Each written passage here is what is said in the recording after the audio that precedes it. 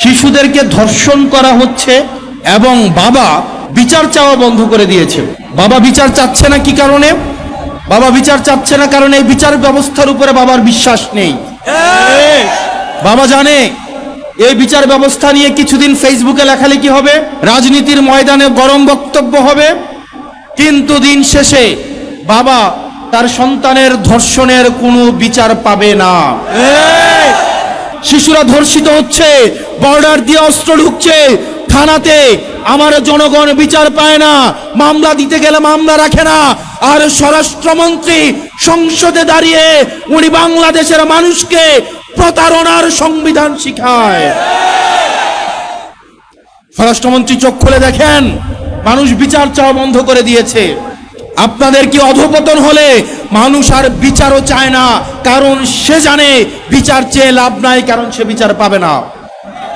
এই বিচার ব্যবস্থা জনগণের বিচার নিশ্চিত করতে পারে নাই, অন্যায়ের বিচার নিশ্চিত করতে পারে নাই, আমাদের স্বাস্থ্য ব্যবস্থা আমাদেরকে সুস্বাস্থ্য দিতে পারে নাই। আমাদের দেশের নেতারা যারা স্বাস্থ্যের দায়িত্বে থাকেন, জনপ্রতিনিধিরা, তারা ছুটি পেলে নিয়মিত চেকআপের অংশ হিসেবে সিঙ্গাপুর এবং থাইল্যান্ডে যায়। তাদের সন্তানদেরকে তারা বিদেশে রেখে তারা পড়াশোনা করায়।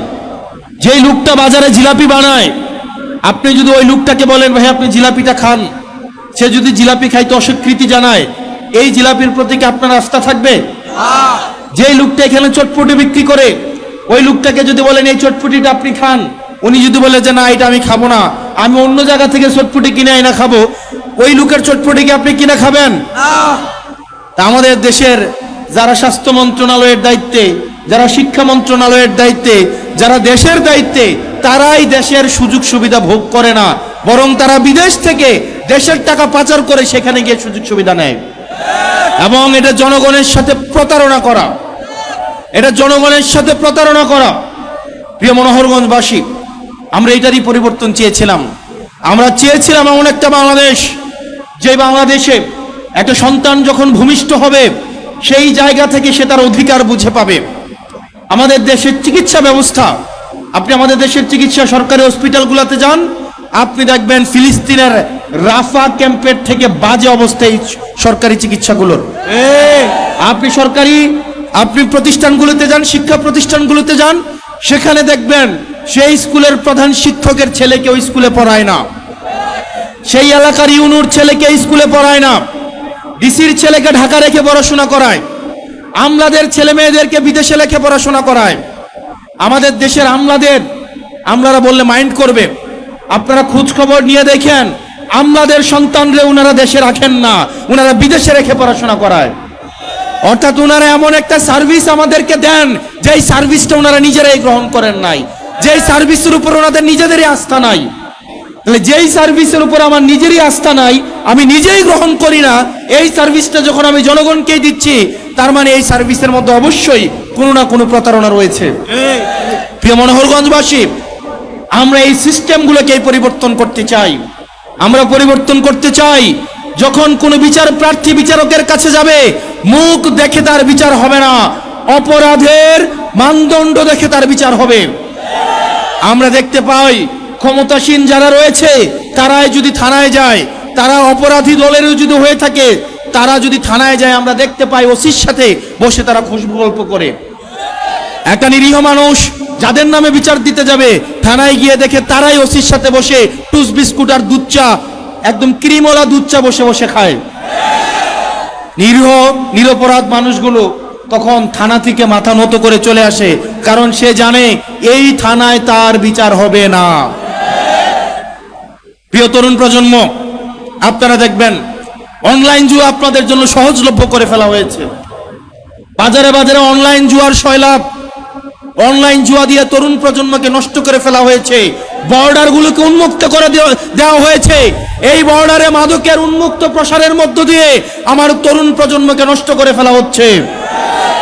আমাদের দেশের মানুষ বিচার পায় না, শিশুরা ধর্ষিত হচ্ছে, বর্ডার দিয়ে অস্ত্র ঢুকছে থানাতে, আমার জনগণ বিচার পায় না, মামলা দিতে গেলে মামলা রাখে না, আর স্বরাষ্ট্রমন্ত্রী সংসদে দাঁড়িয়ে উনি বাংলাদেশের মানুষকে প্রতারণার সংবিধান শিখায়। স্বরাষ্ট্রমন্ত্রী চোখ খুলে দেখেন, মানুষ বিচার চাওয়া বন্ধ করে দিয়েছে। আপনাদের কি অধঃপতন হলে মানুষ আর বিচারও চায় না, কারণ সে জানে বিচার চেয়ে লাভ নাই, কারণ সে বিচার পাবে না।